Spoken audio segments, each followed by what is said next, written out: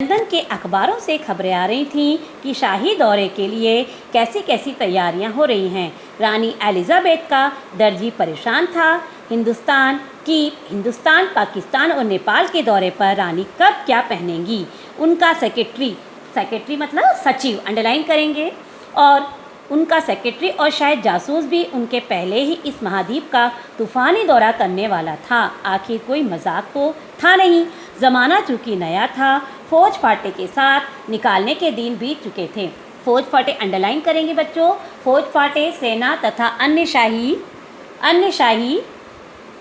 कर्मचारी। आखिर इसीलिए फोटोग्राफरों की फौज तैयार हो रही थी। इंग्लैंड के अखबारों की कतरने हिंदुस्तानी अखबारों में दूसरे दिन चिपकी नज़र आती हैं। कतरने बच्चों, पेपर के या अखबार में से काटा गया अंश।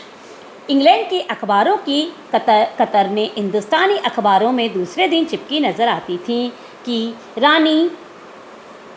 रानी ने एक ऐसा हल्के नीले रंग का सूट बनवाया है जिसका रेशमी कपड़ा हिंदुस्तान से मंगवाया गया है। करीब 400 पाउंड खर्चा उस सूट पर आया है।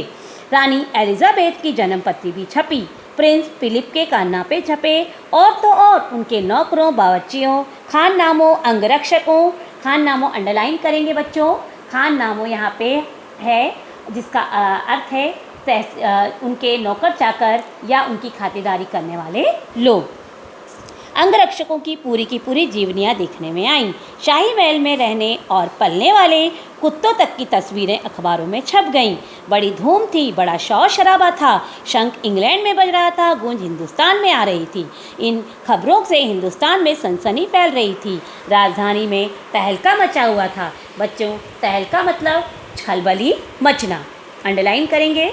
जो रानी 5,000 रुपये का रेशमी सूट पहनकर पालम के हवाई अड्डे पर उतरेगी, उसके लिए कुछ तो होना चाहिए।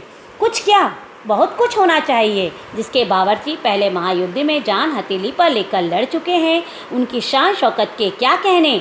और वही रानी दिल्ली आ रही है। नई दिल्ली ने अपनी तरफ देखा और बेसकता। बच्चों, बेसकता अंडरलाइन करेंगे जिसका अर्थ है स्वाभाविक रूप से। आप यहाँ पे लिखते जाएंगे, स्वाभाविक रूप से मुँह से निकल गया, वह आए हमारे घर, खुदा की रहमत।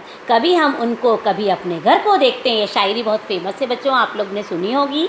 और देखते देखते नई दिल्ली का काया पलट होने लगा। काया पलट होना, रूप या बदलाव आ जाना अंडरलाइन करेंगे, काया पलट होना। और करिश्मा तो यह था कि किसी ने किसी से नहीं कहा, किसी ने किसी को नहीं देखा, पर सड़कें जवान हो गई। बुढ़ापे